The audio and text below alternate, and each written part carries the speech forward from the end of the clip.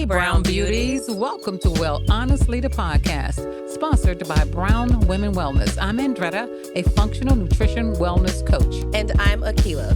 We are your mother-daughter hosts, bringing two different generations together weekly to educate you on all things related to health, nutrition, financial, and mental wellness during these changing times. Once we know what choices we have, we can do better because we know the struggle to stay healthy is real. We invite you to come as you are, but leave inspired to become your best healthy self.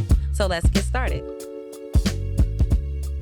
Hello there. We're back. Akila, are you with me here? Yes, I am. How you doing today? I am well. How are you? I am fantastic. By the time this episode airs, I think people will be well into their holiday season. Yes, and should be past Thanksgiving. Yeah, past Thanksgiving and headed into Christmas. And headed into a brand new year. Aren't we glad that 2021 is going to be behind us? Is it really? I am. I'm not one of those people. Well, 2021, I have seen some things that I wish I had never seen. But it's almost like 2022 probably is going to be a continuation of 2021. Well, I'm going to be optimistic. I mean, yeah. I'm going to hope that 2022 is better than 2021. I do hope it's a better year. I do hope it's a better year. I'm going to remain on the optimistic side. Same. I'm more of an optimistic person, but I mean, because I've seen so many things happen in this year that, we're still suffering from the effects of the COVID. We got the after effects going on here. It's going to be going on for quite some time. Yeah, it's going to be going on because it's not over with yet. No. And but today we're going to talk about something that, now I have something to say. I'm not in the dating world right now. However, I've been in the dating world for a long time ago. And I understand. Let me take over this episode, child. I understand where this is going. So tell people what this episode is about. Well, today we're going to talk about the 15 mental health questions you should ask your date. Mental health questions. That's the main thing. Not financial health. Mental health. Mental health. And I think this is important too because, we get caught up in the superficial and the baseline basic things of dating. And I mean. And it's hard out here from what I understand. It's not, listen. It's hard enough. It's hard out here for a pimp. So I can imagine if you pile on mental health issues on top of it, it's a recipe for disaster. And it's hard for many different reasons. But then like this pandemic, this whole thing has shifted the mental health world. And when you call yourself wanting to get out here and date and possibly link up and find your mate, your person, it's even tougher because now there's so many new things that people have to deal with on top of things they were already dealing with. It becomes a thing. So I would think that people want to find out sooner than later or later. Well, here's the key. Right? The key is because what you don't want to do. Now, listen, take these 15 questions, right? With a grain of salt on when you should introduce these questions. I know that's right. Okay. Don't walk in saying, "Hey, this get you messed up." Okay. All right. Don't shoot yourself in the foot before you get in the door. I can imagine. You've got to learn how to finesse these questions. I think sometimes, and I can only speak for women who are into cisgendered straight men. I can't speak for anything else because that is me. Sometimes we get anxious and we'll go into a date. And some of us, now I have never been this girl, but I've seen it.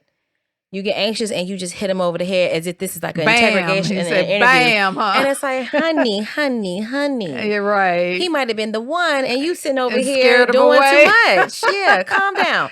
So this is that's the thing about dating. It's about getting to know a person over a length of time. But that's a good point. On a date. But that's a good point. You raised a good point. When to ask these questions. Yeah. Discernment is key. Yeah. And also, really, truly, I'm gonna be honest with you. I would only ask these questions if you are even remotely interested in liking them further. Absolutely. If this is just something that you are just like, this is whatever, and you don't like, okay, bye. Like, I don't care about that. Well, but if you actually like the person, take the time to ask these questions. So let's get into it. So with that being said, the first question right off the bat, do you like your job? Do you like your career? Right. That is key because we spend the majority of our time, what? Working. Mm-hmm. The majority of our time, what? Trying to secure finances. Mm-hmm. So while this is not a financial based question, it does directly tie into how they acquire their finances because we're always out here. I mean, we live in America. You're trying to get that bag. Do you like what you do to secure your finances? Mm-hmm. Because if you don't, I want to know what motivates them. you're going to be miserable Yeah. about 90% of your life. And then if they're miserable, and that's going to spin off That's on going to you. get right back on you. Wow. I never would have thought of it like that, but that makes a lot of sense, actually. Yeah. And again, another caveat. Now this is my episode, so you fall back. Okay, I'm falling back. Look, the caveat to that too is a person cannot be satisfied with their job or their career, but as long as they are on track to figure it out, Right. to get that part of their lives together, that deserves some pause before it becomes a red flag. Because there's one thing for somebody to say, yeah, nah, man, I hate my job. You know what I'm saying? Or I hate what I'm doing. Right. And it's a full stop. Like they're not trying, they're not ambitious, they're just making a means to an end fit their needs. You might want to kind of think twice about that if you are an ambitious, I go for mine type. Right, exactly. Because you can hate your job as well, sis. Right. And what are you doing about it? Right. So you can't expect the other person across from you to be on this upper echelon and you not doing nothing about yours. Either two miserable people. That's just a recipe for toxic, disaster. Chaotic issues. Yeah, makes sense. So what are your takes? I agree. Yeah. I have nothing else to say. You said it all. Okay. Let's go to number 2. The next one. What sort of vacations do you like to take? Do you want to take are they talking long walks on the beach or are they talking going hiking? Right. Or are they talking no vacation at all? There are some men that don't take believe in vacations at all. This is key because now with the pandemic being, on its final stretch and we're in the after effects, more people are like, no, vacation me now. They're going to Tulum. They're going to exotic places more often than they have ever done in the past. Do you know, I know a woman that left her husband because all he wanted to do was sit on the couch. He didn't want to go anywhere. He didn't want to do anything. And she had been married to him almost 10 years and she got fed up. Yeah. And she left him just because he didn't want to do nothing but lay around on the couch. I mean, that's giving me Issa and Lawrence vibes and Insecure. I'm sure there were other things in the play, but that could have been the straw. And the thing about it is too, you got to know vacation styles. Yeah. Now don't not date somebody or take them serious because, I like adventures versus I like to be leisure on the beach. Like, you have to know how to make that work. But definitely, like, if a person is all anti, I don't like to travel, I don't like to do these things. Correct. And you're all about that. Compatibility. Those are the small things that over time can become annoying, that can become bigger problems. So definitely, I know that's obscure, but that's a good one. Okay. The third one, how was your day? Why? Well, how was your day? Men, listen, if somebody asks a woman 9 times out of 10, how was your day? She'll tell you, right? Mm-hmm. You ask a man, they're pretty much kind of like, it was cool, or it was a day. You know what I mean? But you ask this question now, how was your day is such a broad question. Maybe get more like, how you feeling today? So you're kind of looking... Because what you're doing is you're looking for... Yeah, you're looking for, do they have more of a positive or a negative outlook on life? That makes sense. Yeah. And this ties right back into question number 1. Do you like your job? Because again, we spend at least 80% of our time working in our careers and fields. Yes. So if I ask you, how was your day? And you tell me more often than not, it was shitty. Right. Then it's just like, okay, now. You know what I mean? And they complain, and also it tells you if they're a complainer too. Correct. Yeah. Correct. Which also tells you, are they a go-getter or not? Yeah. Because instead of complaining, what are we going to do about it? Right, exactly. And complainers, we know they got issues. Yes. So. And also, it's going to help you check yourself. Yes, absolutely. Because you might be on the adverse of this as well and don't even realize it. Right. So, yeah, how was your day is big, and pay attention to what people tell you. You know what? I remember when I was dating, what I learned, what they tell you on that first date. You need to remember it. Yeah. Because they are telling you who they are and what they like. And a lot of times you find out long before you think to yourself, you know what? They told me they didn't like to do this, or they would like this or like that. But you dismissed it because you wanted to get to know them. And people rarely change the things that they do like, the things that they do, things that they don't do. And it's one of those things where, again, you have to find out. Some things are hard stops. And if it's a hard stop for you, then we don't need to waste no time. Mm-hmm. But again, some things are like, is this compatible with me, even if I don't necessarily align with what they say they do and they don't like? But you got to listen. Okay, let's go to the next one because we got a long way to We go. do. The next one is tell me about your friends. Because you date their friends too, don't you? Yeah, well, yeah. And I mean, these questions are, again, I'm not about to say, tell me about your friends. Like, no, we're not going to do that. No, but not up front. You want to hear about their friends. Yeah. And you want to listen to that and how they interact, what they do. Because, I mean, you shouldn't judge a person by their friends, but people's friends have a lot to do with, you know, especially long-term friends, their thought processes and who they align themselves with and all that other kind of stuff. It's something to pay attention to for sure. Okay, number 5. I like this one. Are you a dog person, a cat person, or neither? Now, why is this important? Well, I'm going to tell you right now.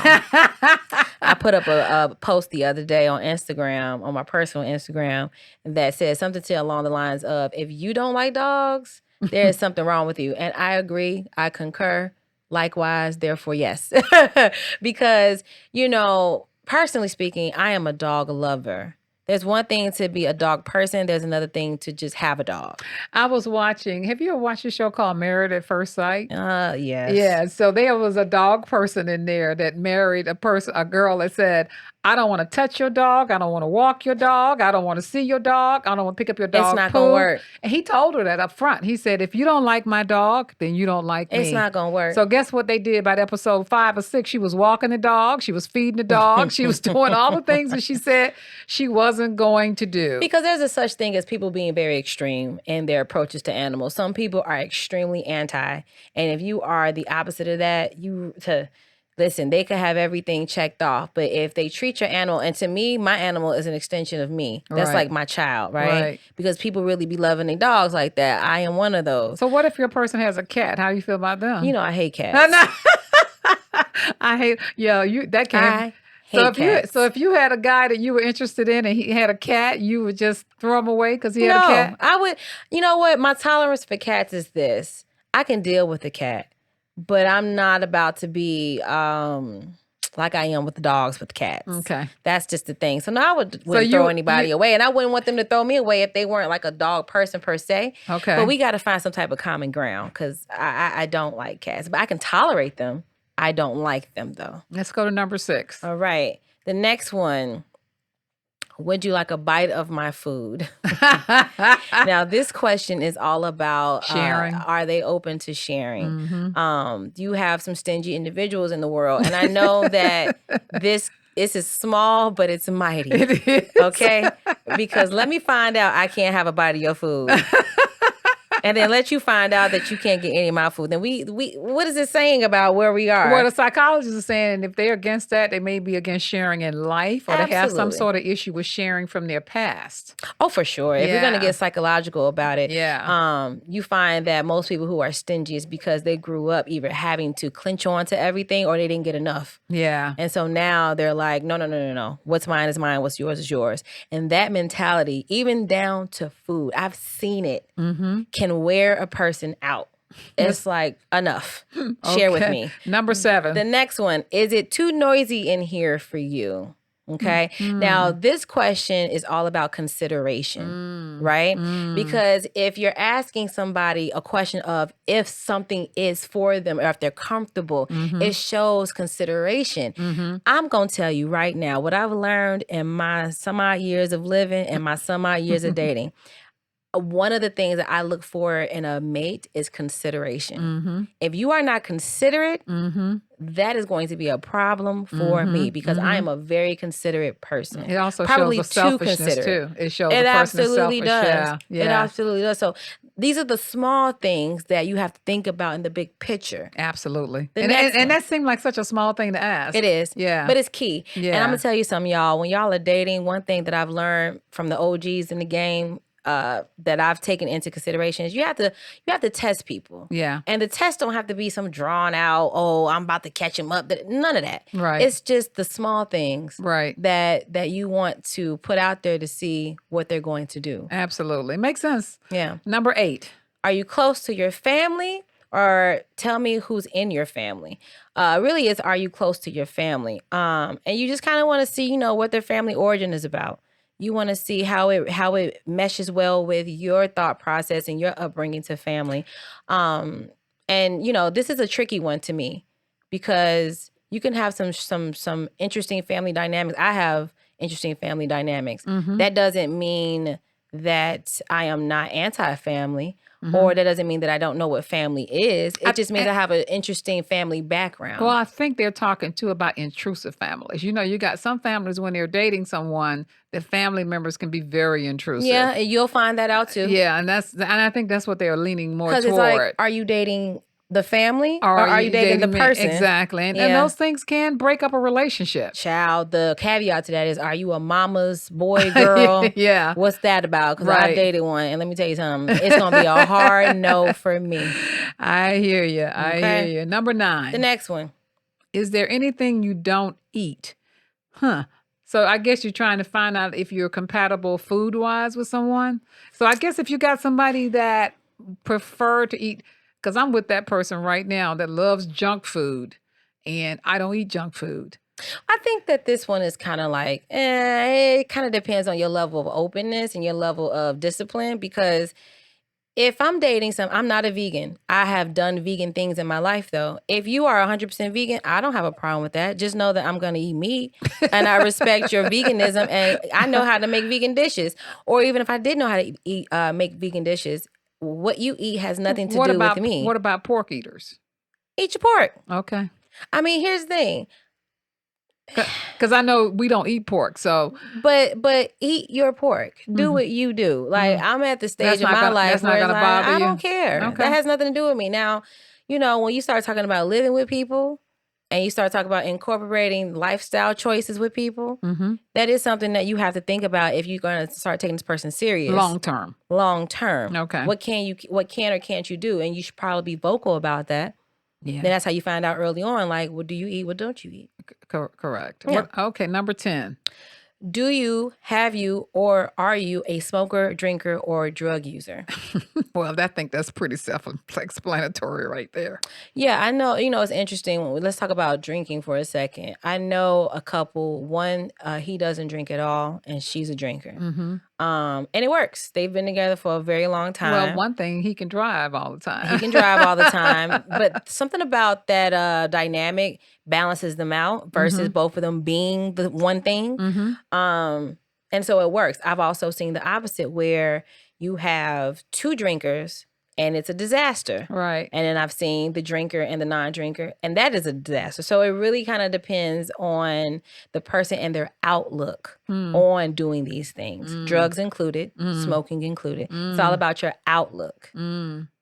Okay. Number 11. Do you collect anything? That could be turned into also... That's another financial question on the low. And...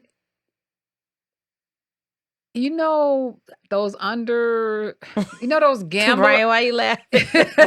Well, the other thing is because you want to see where they're spending their money. Yeah. And there are a lot of gamblers out there, by the way. Yeah.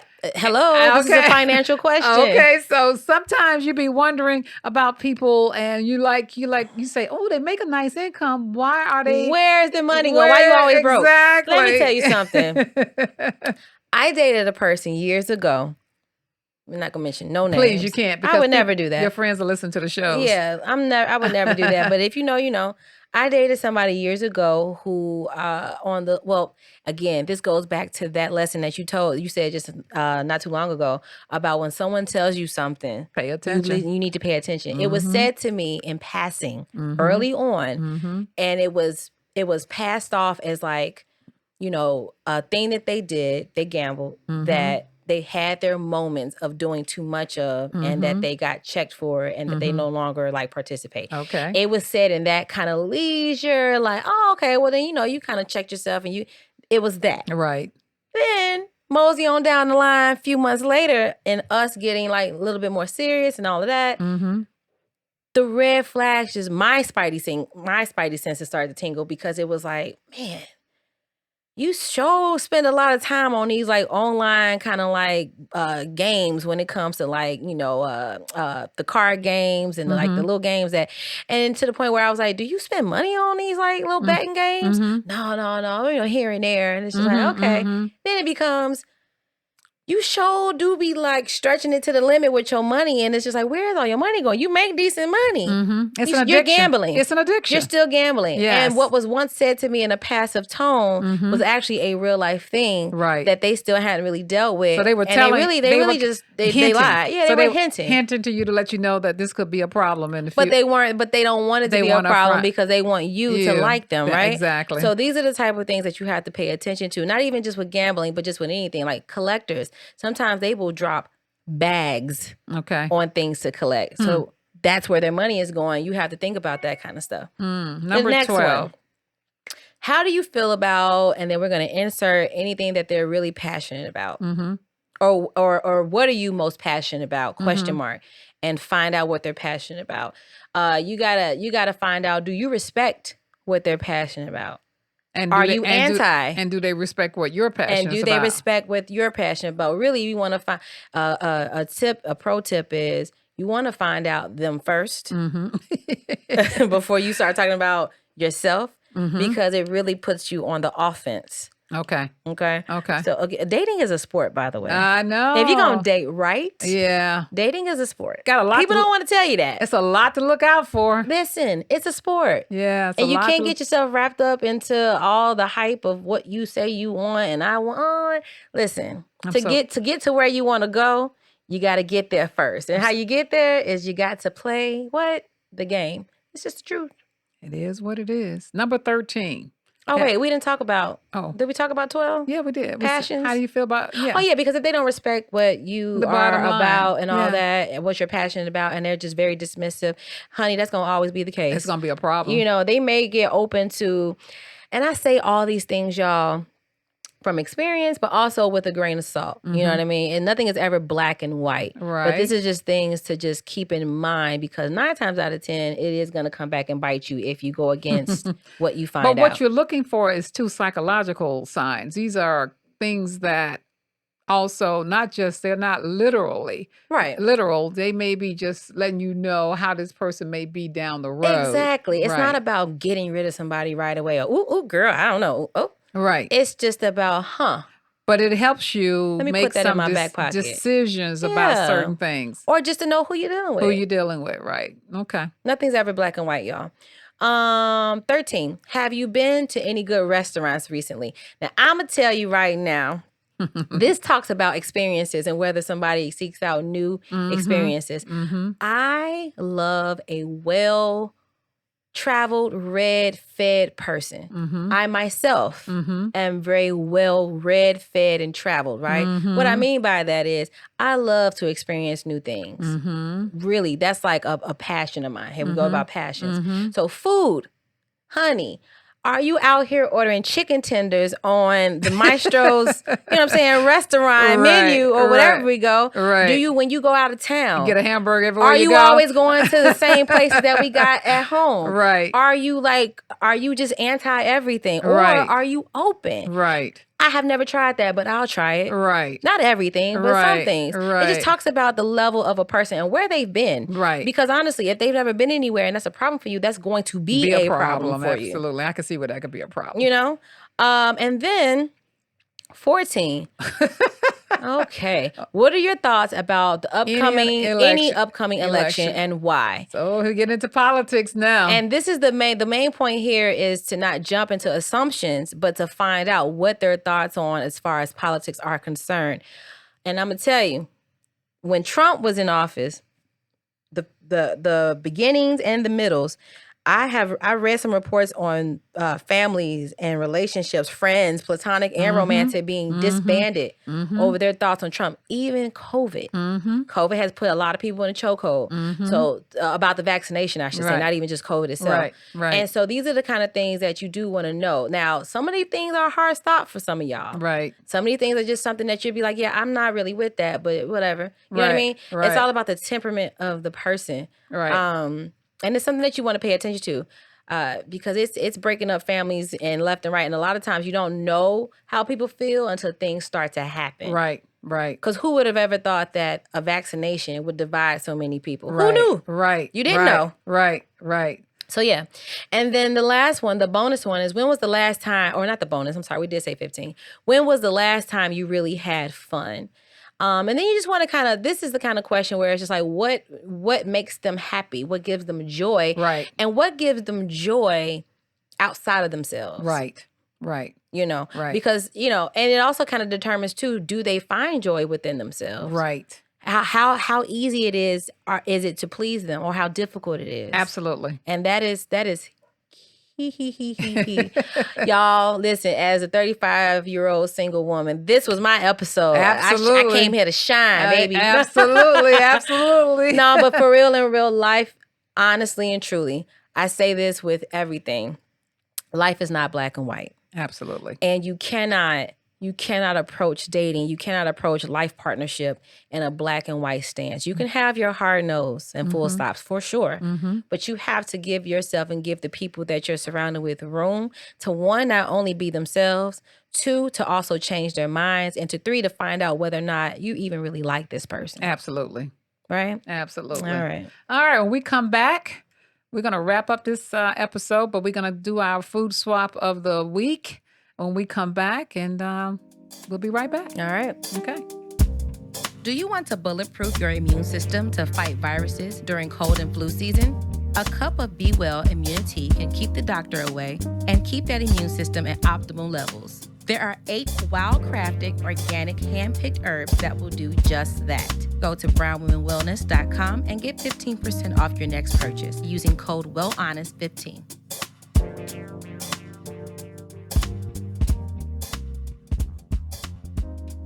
And we're back. The swap of the week is we're going to talk about washing your hands, because guess what?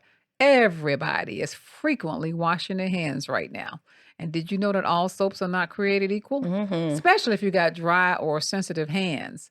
So hand soaps typically contain a high foaming ingredient like sodium lauryl sulfate to really clean the skin. And then they have, a lot of them have these other things in them, chemicals we can't even pronounce, okay?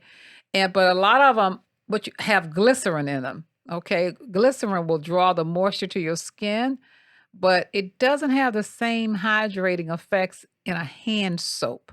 So how do you find a good hand soap that will not dry your skin out? One that smells good. We all want them to smell good. And what are some of the hand soaps that we see out here on the market all the time anyway? I mean, what do you see? Do people still use Ivory?